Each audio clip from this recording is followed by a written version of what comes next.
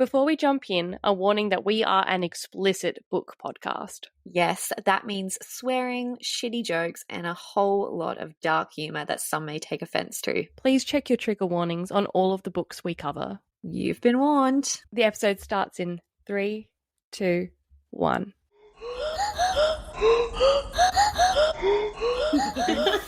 A book and a bev. Hello everyone and welcome back to another episode of A Book and a Bev. We are your co-hosts, Briony, Georgia and Ellie, and this week we are starting our Pride Month coverage with our first FF romance book, and that is Delilah Green Doesn't Care by Ashley Herring Lake. We love it, ladies. What are we drinking? Well, I have Red Bull tonight for a little pep in my step so I don't shit all over this fluffy book like I typically do with all the rom-com books we have covered thus far. For those that are video, you just saw it, but for those that are audio only, the way Georgia and I visibly reacted to the idea of Ellie shitting on a rom-com that we love. Didn't The say I outward would. cringe. We were like, It's all right. We're traumatized. So you damn it's well the should fucking bow from 1,000 Boy Kisses, and then it's her with the Love Love be. Hypothesis. Yeah, that's where I truly unleashed, I think. Well, because the cover is purple, I was like, what can I do to match the colour scheme? So I've got a grape seltzer. I love it. Aw. The bare minimum. It's got the Dramatic. tiniest bit of purple. I'm like, here it is. Well, I am drinking bourbon because Delilah Green drinks it. Like, that's her type of bev. And, you know, I love her, and so I must also drink it. you know what I just realised, Bryony? Me and you, whenever we are in public and we see a woman with Oh my tattoos, God, we're they both are like, hopeless. jaws on the floor, drool out of the mouth, like trying to act like we're not at all staring at her, but also at the corner of our eyes are like, oh my God, is she looking at me? Oh my God. And that's why we like Delilah Green. We're a sucker for tattoos. Yeah. Oh my I God. will go into heavy detail, but yeah. We have gone out recently and this has happened. They seriously turned into drooling freaks around this one woman that stepped into the Georgia club. walked into a wall. She did. And may I remind you, dear listeners, that monogamous relationships, these two bitches Yeah. With men. here. But, you know, you got to unleash the beast sometimes. And, you know, for you, it's ogling tattooed women. Yes, Unleash it is. the beast. What are we, a monster campaign? Unleash the Fucking hell. bisexual beast, actually. But not in a weird, creepy way. You guys need to No. dial down on your Yeah. creepiness because it's getting creepy. I'm not creepy at all. I just get super She's flustered, just and they painting don't. in the corner. You were making jokes about licking her. That is creepy. Yeah, I would, but not to her face. I wouldn't be like, "Hi, I was making just jokes over there about licking you. Do you mind?" No, I would say it to you two because you guys know that I wouldn't actually go up to her and lick I'd say her. it to you two in the echo chamber of the internet podcast we do. That's true. Look, on that note, how did we feel about the book? I really enjoyed this book. It was an easy, sexy read, and I loved the dynamic between all of the characters. It had a real Gilmore Girls kind of vibe going on. Like there was a teenage pregnancy, the snobby rich mom, small town. I really, really adored it because Gilmore Girls has it. Oh my I God, can love Gilmore Girls. That is my comfort show. I will always go back to it. But what I didn't like so much was Delilah. She just has fucking childish takes on a lot of situations. You know, I realize that she's a little bit younger than the other girls in the book, and, you know, she has a bit of trauma. There were moments where I seriously just wanted to yell at her that not everything is about her and that she just needs to grow the fuck up. I mean, not discounting the fact that she was an orphan and etc., etc. Therapy. It's a thing. It exists. Look at it. Just stop knocking down people's champagne towers just because the attention's not on you, okay? I did love the book. I loved the seamless nature of the writing for a female and female book. It's the first one I've ever read, actually. But it didn't feel like tokenistic or unnecessarily dramatized. It was just a really good book. I loved it. Absolutely. Yay. I love rom-coms. It's an absolute dirty pleasure of mine. And we know this from me reading The Love Hypothesis and The Hating Game. This book is one of my favorites. Not only was it one of the first FF books I've read, since that point we have spiraled deep down the dark abyss of FF, but not only is it FF, but it's hilariously funny, it's feel good, and it is oh so sweet. We've got single mom, small town, frenemies to lovers, and that's just like ticking off my favorite things. Women are brilliant, right? And I've never had the pleasure of having a female lover, but I know that they would just make you feel so confident and like the most confident version of yourself, like your body, your mind, your soul. And that's not to say that men don't do this, right? But I think women just know how our own brains work. Women they know are exactly just better. They are. Like, I'm sorry, but like they are. And like this book just like made that, like it just cements that for me because Delilah and Claire together, I just love them. I love this book, and yippee, kaye, happy fucking Pride Month.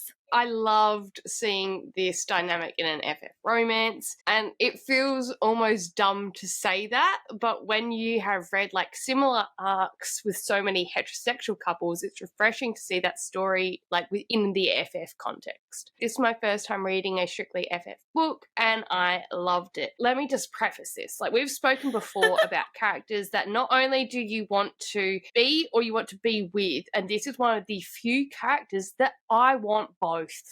I want to be her and I want to be with her because, like, Delilah Green, she's tattooed, dark-haired goddess wearing combat boots. I can't fight that. Like, it's just... That is Briony's kryptonite. On a slightly more serious note, I found the sister dynamic in this book very relatable on like a sometimes painful level. I'm like the youngest out of 3 girls in my family, and I also feel like the black sheep of my family. Like, I don't fit into their like narrow view of what it means to be a woman or even just a person. So even just the whole understanding that although your experience can be one thing and it's valid, that 2 things can exist at the same time. So like Astrid versus Delilah, both of their experiences of the same childhood. It was just like a really relatable experience to read about. I wasn't expecting that in this, honestly. That was a really good moment, actually. Well, on that note, shall we dive the fuck in? So we do have some people within the book, clearly, that I wanted to tell you about. So firstly, we start with Delilah. She's one of our FMCs who could feature in Annie after the fucking tragic backstory of her family. She's hot, she's tattooed, she's an artist, she's hot. She probably needs therapy, but don't worry. Isn't that Claire? Part of what makes her hot? Yeah. Well, that's actually kind of your kink, Briony. She's traumatized.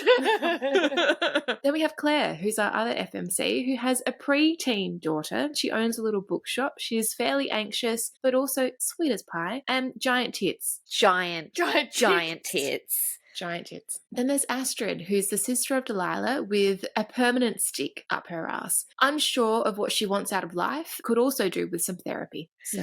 Yes. Iris, who is my favourite. She is the bitchy friend who we all love. Now, if anyone has seen the series Working Mums, she is the redhead in that TV show, and you cannot tell me otherwise. Isabella, she's stepmummy/mummy/cunt, really. Not much more you need to know about her. But then there are various men throughout the book, but the only decent ones seem to be dead.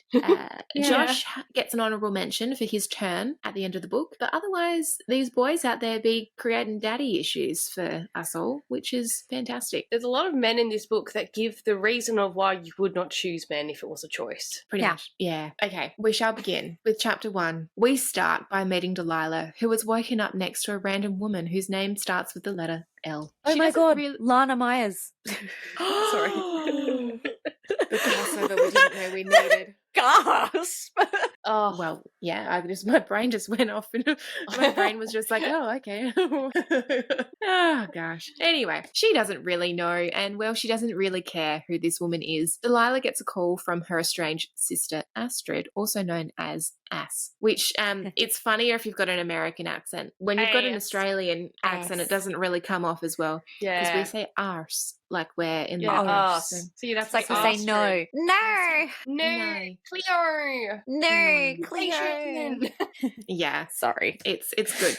I love our accent. We're not bogan at all. Nah. Anyway, we've got Astrid. And yeah, she's calling to remind her that she committed to being the photographer at her upcoming wedding and all of the pre-wedding festivities, of which there are many. So from what we have gathered thus far about Delilah, she doesn't care. Fitting. I wonder what gave us that idea that she doesn't care. Wow. Done a great job of setting that up in the first chapter, Ashley. Well done. Synopsis of her background. She has a dead dad, an evil stepmom, a bitchy stepsister. She's a struggling photographer living in New York, and she enjoys fucking random women. The chapters swap POVs between Delilah and Claire. So then we meet her while she is at a bar with her friend Iris, who's trying to convince her she is in desperate need of a lay. We learn that Claire got pregante with her boyfriend at 19, which cast your minds back to 19. Were you ready and able to bear a child? Because I fucking was not. No.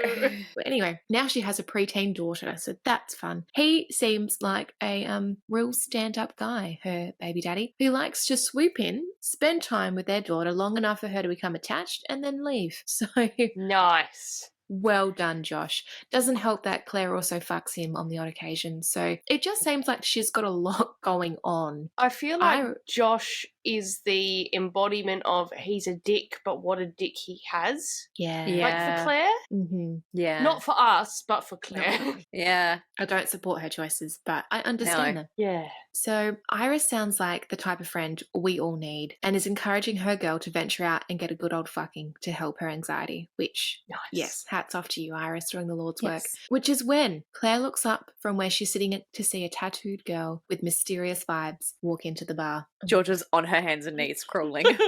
Georgia's licking her boots Just ignore that immediately. weird panting noise coming from the corner. So, of course, this is Delilah, who has recognised Claire immediately when Claire plucks up the courage to go hit on her. But rather than tell her who she is, Delilah lets the whole scenario play out. Turns out Claire played a significant role in Delilah's queer awakening, and I love that for her. They drink bourbon, and Delilah makes Claire blush. There's talk of a queer unicorn cult, which I'm kind of into. I need to know more about that. Right. Are we making a cult now? Is that a thing we're doing?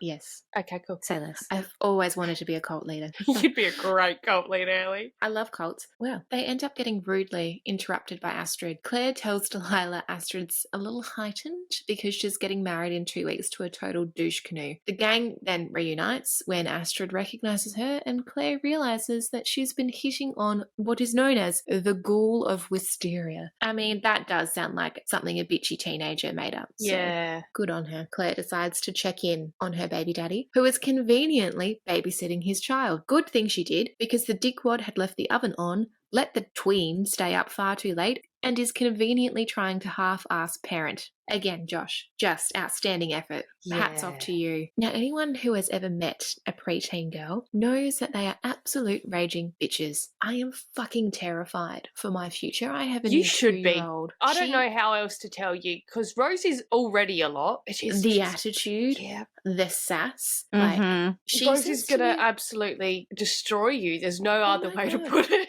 And you I know will what, never Ellie? sleep. It's you. As in you are, Rosie's you me are as each a other. child. Yeah. Yeah, I'm fucking in for it when she's 13. So Yeah. I'll Don't be a worry, we'll raging have the alcoholic. therapy bills sorted. If we save Thank up you. between now and then, you'll be covered. I will be. But anywho, Ruby is awful to Claire. Her baby daddy tries to bang her, which is good, and Claire ends up leaving, deciding she will use her vibrator to her sweet thoughts about Delilah. So Delilah, meanwhile, is waking up the next morning with an email from the Whitney inviting her to show some of her work at their Queer Voices exhibition. This would be her big break. It's very exciting. She realizes the mysterious L-named woman, being Lorelei, had nominated her work. Gilmore Girls reference. Gilmore number 1. Girls. She's internally freaking out when Astrid appears with a key to her hotel room, which seems like a slight invasion of privacy. Astrid needs Delilah dressed and presentable for her high tea, which who the fuck has 2 weeks of wedding activities that include a photographed high tea? Delilah's like, I can agree to those terms, and proceeds to wear a top with the most amount of side boobage she can manage. And there's just something about side boob that is arguably sexier than like front on cleavage. Yes. Yes. It's just... Why is that? What is the science behind that? I don't love know. a side boob. Side boob is just... It's like because you're not meant to see it, and so therefore it's sexier. I don't know. Yeah. You're less accustomed to the side boob. Potentially. Front boob, cleavage, male gaze. Side boob, female gaze. Oh, Uh, that's the yes. science. You've cracked it. Crack the code. Anyway, Astrid nearly has an aneurysm. But things get worse for her when Delilah mentions how good Claire is looking. Astrid clearly doesn't think that Claire would ever go for Delilah. So Delilah just goes, bet. And that's it. So we get to high tea, and it's as fucking awful as you're all thinking. Stuffy women in stuffy pantsuits eating bland sandwiches. Nice. Yay. We have our first interaction with stepmummy Isabel, and if this woman is not Emily Gilmore, I'll be damned. Oh, Holy crap, yeah. she embodies Emily Gilmore, which is kind of why I want a redemption arc, like in 3 books' time. But that's fine, I'll wait for that. Delilah proceeds to take great joy in photographing Isabel at her worst possible angles and moments, and I really just love that pettiness for her. Claire is there too, and she's probably a little irrationally upset because her baby daddy is late dropping off Ruby, like full on tears in this Yeah. moment. I'm kind of like, girl, calm down. It's fine. Yeah, You're all it's just good. a white man. Mm-hmm. Yeah. Dry your tears. We do not cry over men. Anyway, they eventually get there, and Ruby is minutes away from throwing a Regina George level meltdown about wearing a dress when Delilah intervenes. Delilah whisks her away, and after a montage of like flying lace and scissors, Ruby emerges in essentially the slip version of the original dress, but now with combat boots because she's edgy. The crisis has been averted. Claire is looking at them with like the heart eye emoji. She's all Absolutely. fine. Delilah's snapping pictures. It's all good. Things are progressing swimmingly in this moment until Delilah, after reminiscing on her traumatic childhood with her distant as fuck stepmummy, decides the event simply cannot continue and knocks over the giant champagne tower. Now, this pissed me off. I get it. You've got a lot of deep feelings to unpack here. Perhaps do that before you agree to photograph your stepsister's wedding, where you know you will be encountering a lot of undealt with issues from your childhood. The Yeah. blatant disregard for literally everyone around her in that moment was staggering. It's just fucking childish behavior that put me right off her. I mean, like, yes, you helped the staff clean up afterwards. Like, well done for the bare fucking minimum. But sort your shit out. Because if a man did that, You're not immediately wrong. You're not wrong. But you're just like, but side boob. What's side boob? And also, like, angsty younger sister fucking with the family. Yeah, I mean, I get it. I don't get it. I don't have siblings, but I would if I did. The Anyway. feeling of showing up to your hoity-toity older sister's wedding events and being like, oh, that's Briony. Yeah, you look so different from when you were younger. Do you remember when you used to be in like Lauren Shadow? Cough, cough. I mean, fictional characters, older sister's Shadow. Like that type of butting up. Briony's unlocked trauma. Unlocked trauma. Wasn't expecting that. That's great. Family fun. So Claire and Delilah go on to have a cute moment in Claire's bookstore. They're developing a bit of a connection. Delilah now knows that she is, in fact, going to get into her pants. So I love fantastic. the confidence. She's like, she is brimming with confidence, actually. The next night, the gang meet at Wisteria House for dinner. Delilah chooses freeze out of the fight, freeze, and flee actions, and she is stuck out the front of the house when Claire arrives. She's just planted. Claire, being the sweetest person in this book, takes her by the arm and goes in with her. And it's a beautiful moment, not to mention the fact that Claire is essentially described as Jessica Rabbit in human form, and Delilah cannot stop looking at her. Delilah gets to meet Spencer, and well, if he isn't the most possessive, misogynistic, gross man, we immediately hate him. Immediately.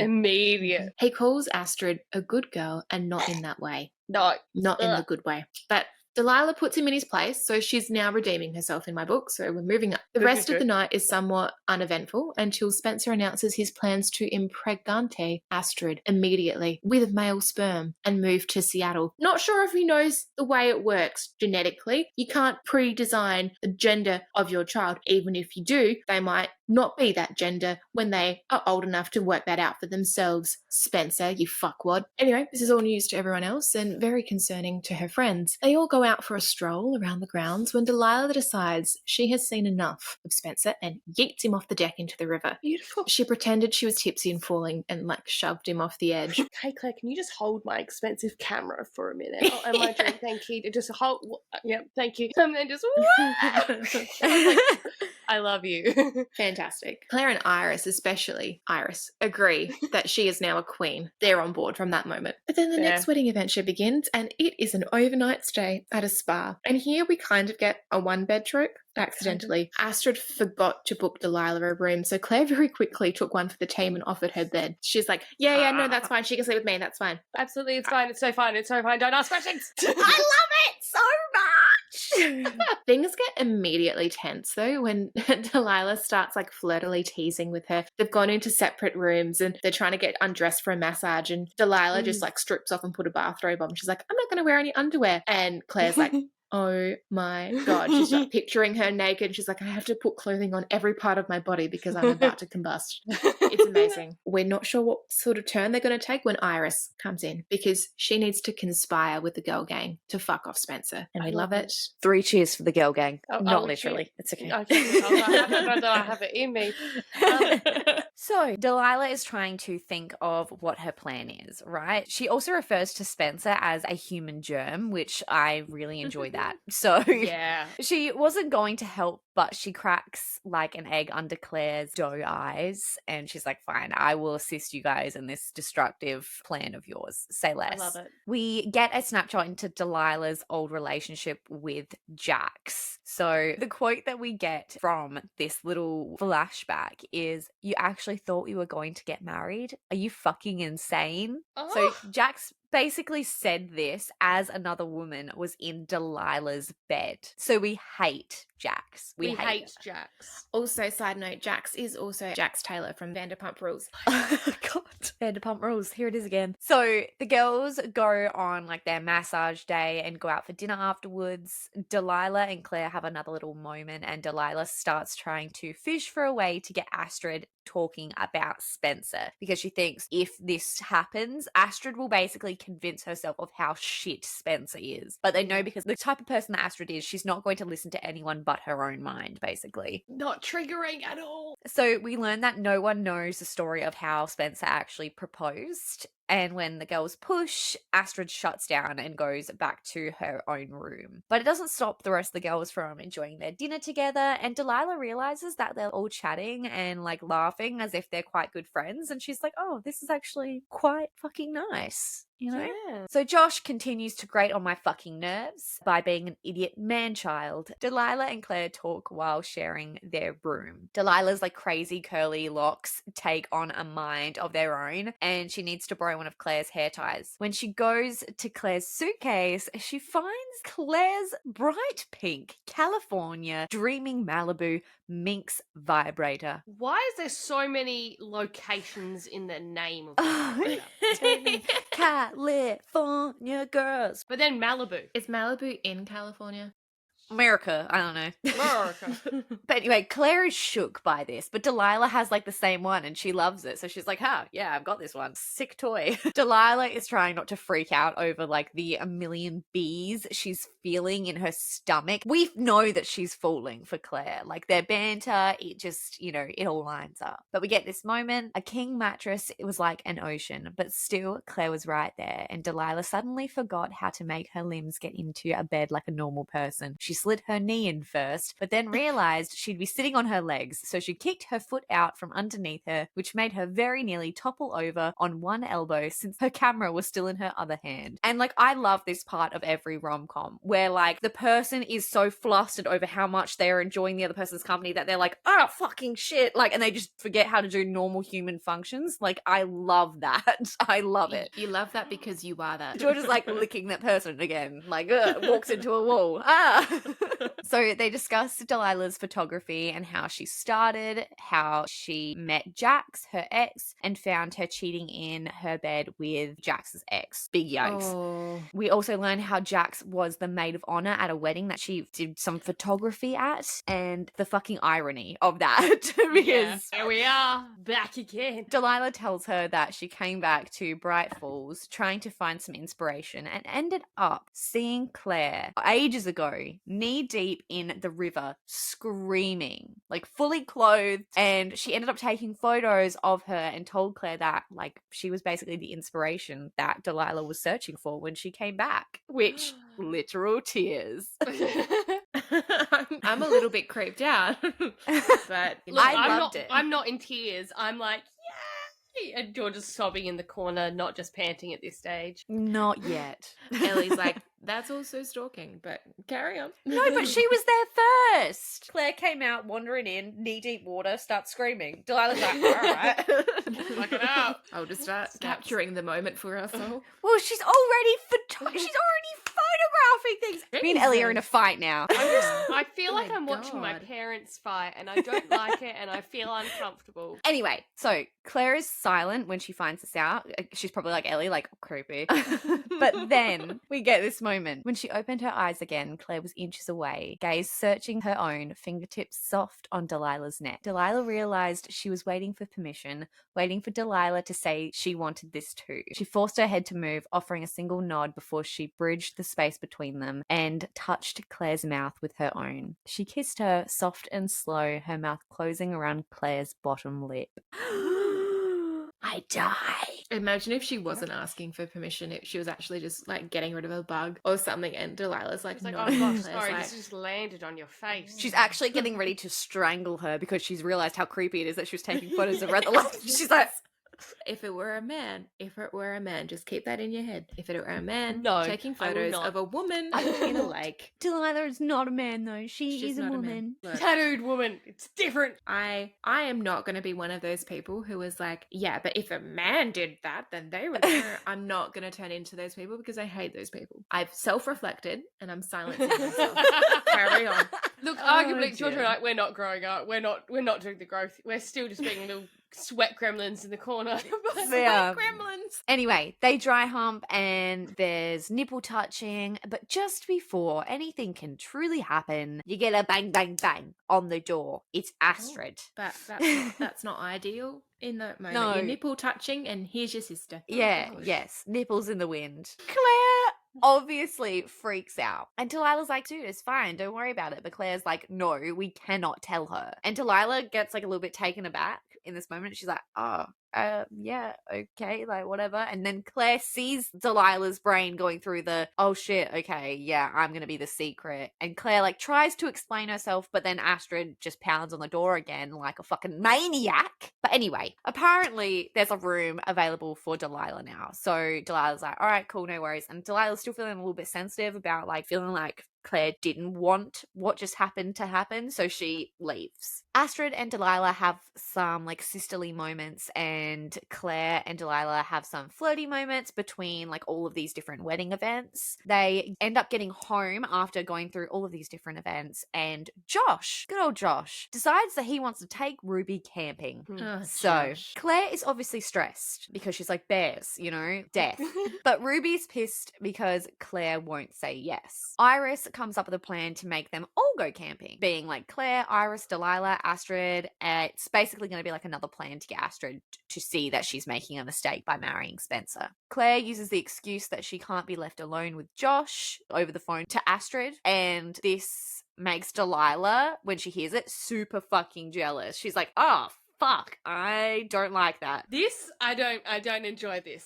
This does not bring me joy. Delilah and Ruby do basically like a mini photography class outside in Claire's backyard while Iris like spirals down Delilah's 200k Instagram followers. Ruby and Delilah become like little besties, and Ruby hugs Delilah, and Delilah is kind of shook for a moment, but then we get this. But then she moved her arms around Ruby, pressed her cheek to the top of her hair. She exhaled what felt like a decade's worth of anxiety and accepted the girl's love. Oh. Ruby goes to a friend's house and it gives Delilah and Claire some like alone time. They drink wine and they read tarot cards, and Delilah gets super jealous of Josh and Claire again, and Claire is finally drunk enough to question her. We get this moment. Are we going to talk about the other night? She asked. The perfect segue, and dear God, she actually really needed to talk about the other night or replicate it immediately. Either one. Absolutely. Which, yes, stay less. Delilah doesn't want to talk about it because of Josh, but Claire puts those thoughts to bed and they make out on the island bench. It gets like super hot and heavy and they move it to the bedroom, and Claire feels like a little self-conscious about her post-baby body, but Delilah's like, absolutely fucking not. We get this quote. Do you know how sexy you are? She asked into Claire's mouth. Claire let out a little laugh.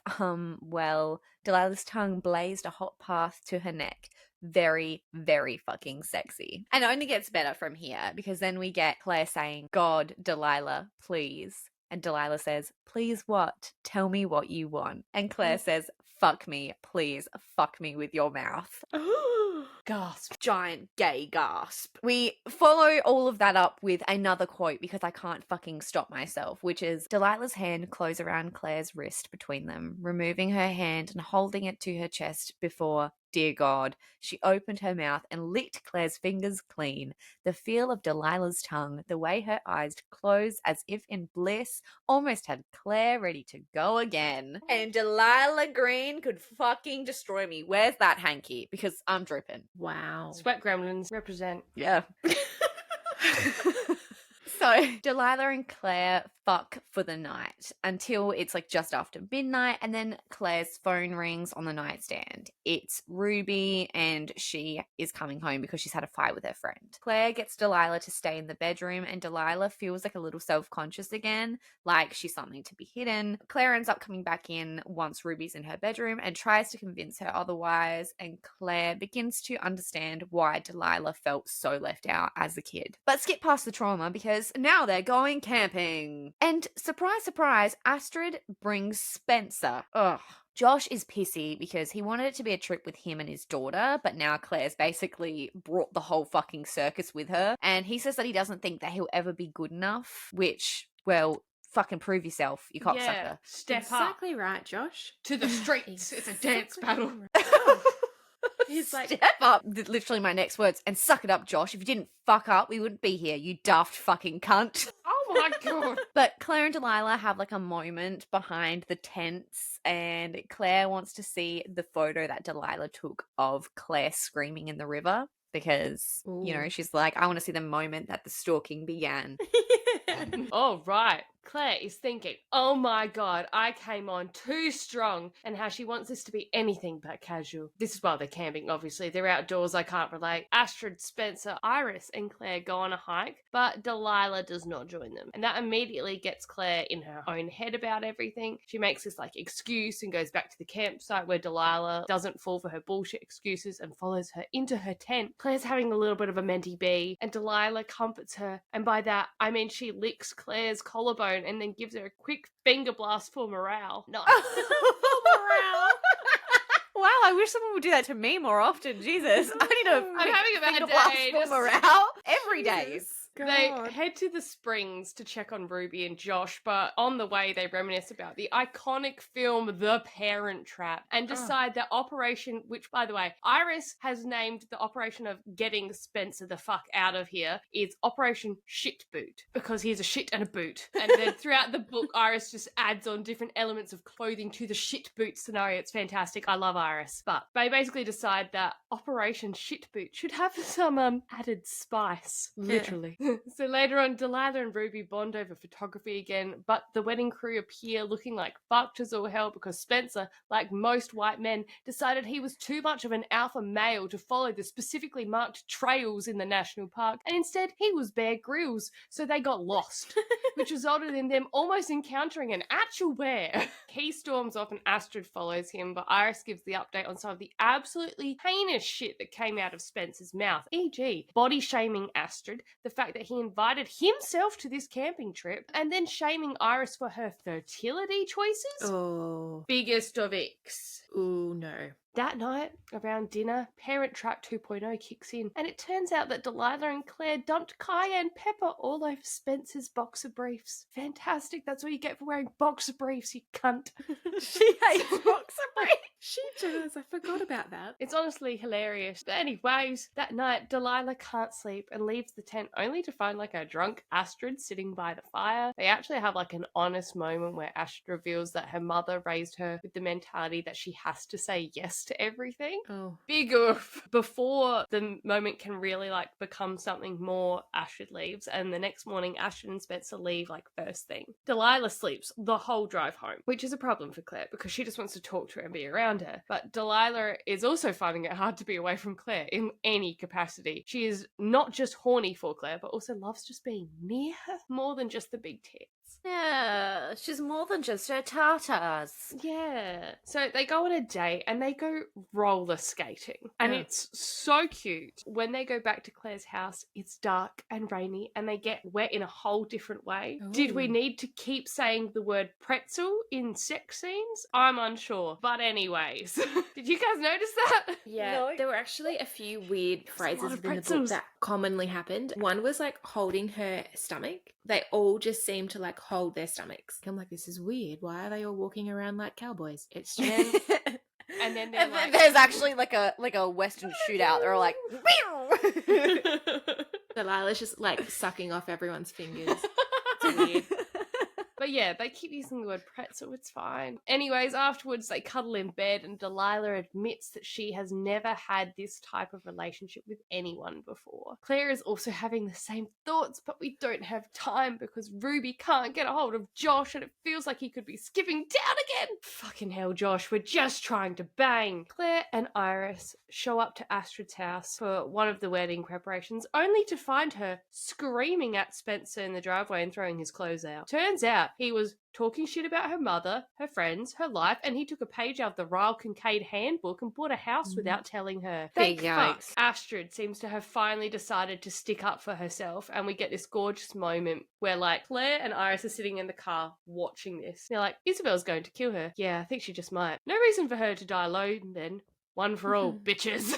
Beautiful. We finally get a moment of honesty from Astrid as we discover that her mother has done some serious damage by making her feel like her voice and her wants never mattered. Like she could literally never say no. And now, as an adult, she had just found that same type of thing with Spencer, where her voice didn't matter, her wants didn't matter, and it was whatever he wanted, which is just, terrifying. Claire calls Delilah to update her on the situation and asks her to come with them to speak with Isabel. And Delilah, for the first time, has like the courage to go into the family home on her own. But as she does that, she overhears Isabel being disgusting and talking shit about her, and Astrid is defending Delilah. And we get this moment where we get the title of the book. She didn't. Delilah Green didn't care because they'd never once cared about her. She slumped against the door, pressed her forehead to the thick inlaid glass. Not caring was fucking exhausting.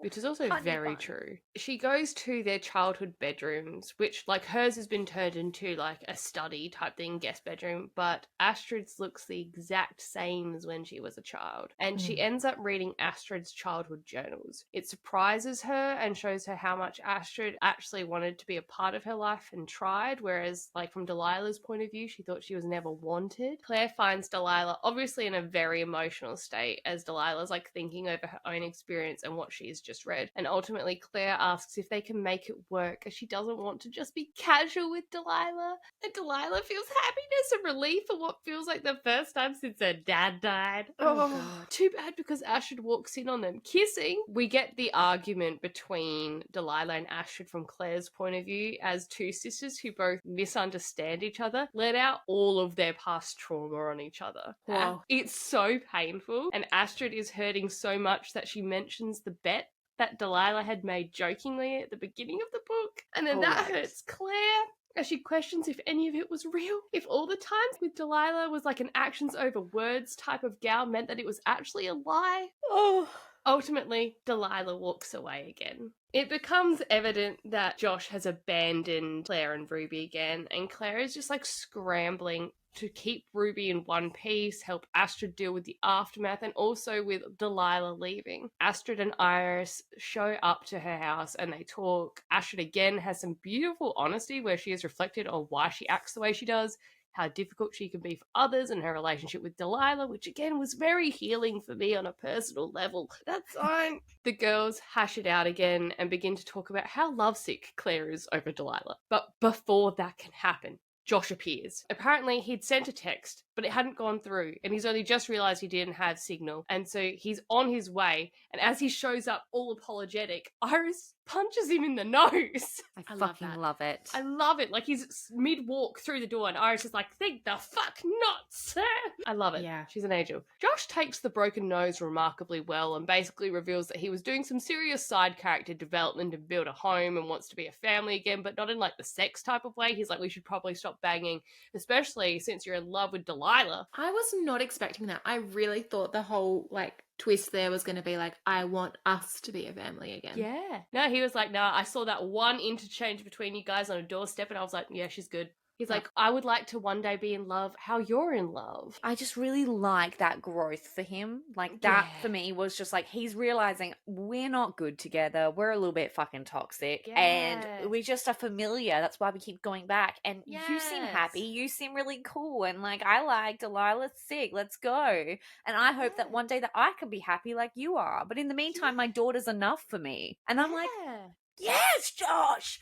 Absolutely. The bar's been picked up off the ground. The bar is off the floor. He deserves an honourable mention. Look, Claire is like, I'm sorry, what do you mean I'm in love with Delilah? That's crazy. And Josh is like, again, with the character growth, it gives her the space to talk about her trust issues and her feelings, and in the end holds her while she works through her feelings. Again, bless him. We love to see growth and accountability, especially from the white man. In Delilah's point of view, it's the Queer Voices exhibition opening, and she managed to get her pieces sorted in time, and we get this quote, but she couldn't stop or ignore this tugging around her heart, the wish for something more, someone perhaps. She closed her eyes just for a second and imagined what it would be like, life with someone's fingers entwined with hers for nights like this, life with her person. The show is a huge success for Delilah's career, and she keeps nearly crying, which is fair. I also like crying. We have so much in common. Before Delilah can sort out her feelings about that, Astrid is there.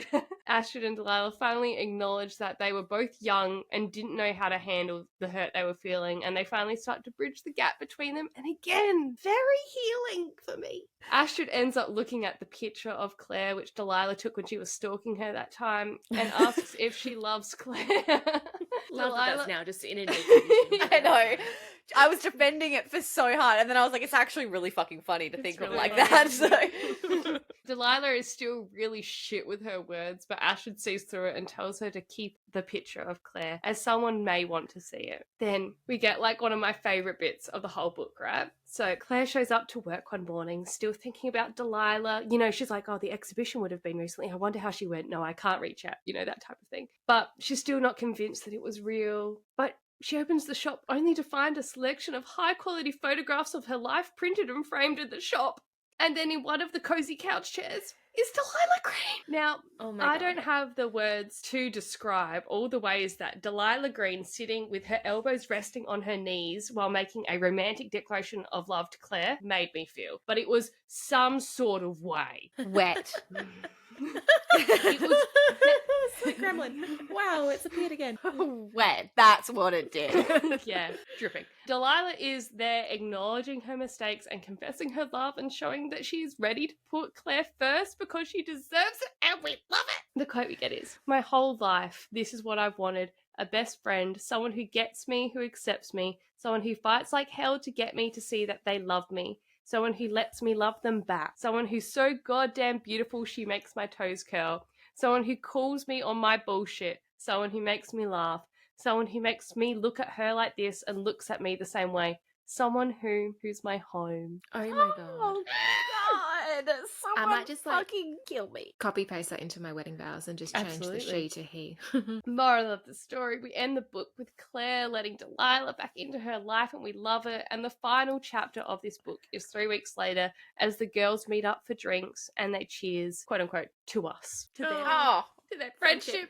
I put a song reference in. I didn't know if you had one, Ellie. I did this one, and I really thought that Georgia specifically would also really appreciate this one. And it is Be Your Man by G-Flip, aka G-Flip, who just married Chriselle. Is it from Selling Sunset? Yes. Chriselle. So the lyrics are, you are more than a moment to work through, and I am no one-night lover. I want you. Your eyes give off secrets. I'm no fool, but I'm stupid for you, but that's nothing new. Sorry, it's the way you're hurting. What made you think that you deserve it? Caught between what you think is right and what you want. I understand because I get you emotionally. I'm not a man, but I can be if you want me to be. I know how you think and what you like and what your body needs. Convinced you should run from me. I'm not what you planned, but I'll be your man. I love that song. I thought it was quite good because like throughout the book you've got the whole one night, is this casual? And then being like, no, I shouldn't want Delilah because it's my friend's younger sister. And then Delilah being like, I'm a casual person. person. I'm absolutely fine. But also,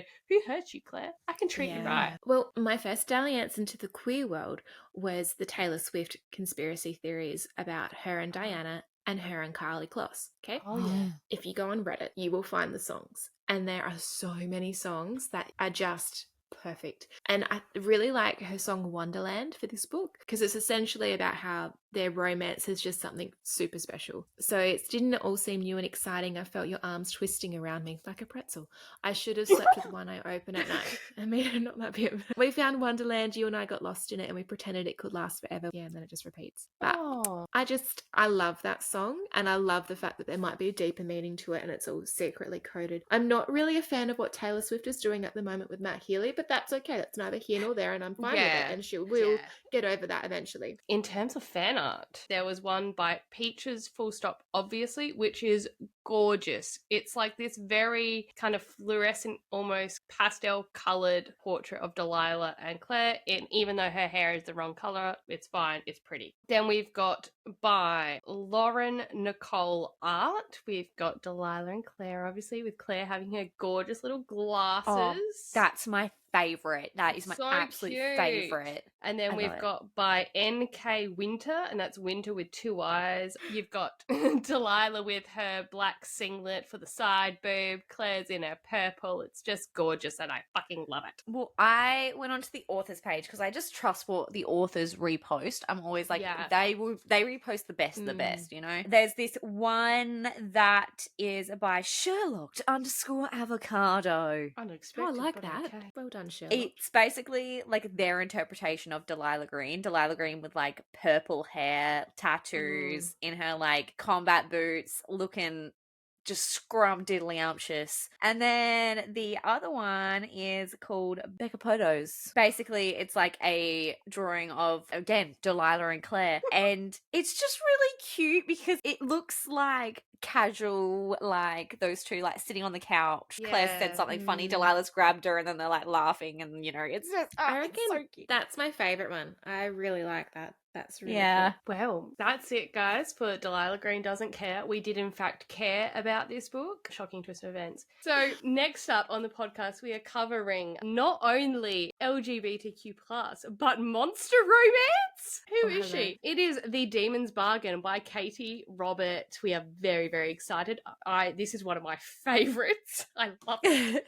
And then after that, we'll be covering some more queer books. So we're very excited for that. But that's it. So we hope you guys enjoyed this episode. Tune in next week for some more Pride Month shenanigans. Bye. Bye. Thank you for listening to our podcast. You can find us on Instagram, TikTok, and YouTube, if you haven't already, at A Book and a Bev podcast. Please rate, like, and subscribe. We hear that helps. We love and appreciate you, and we'll see you next week.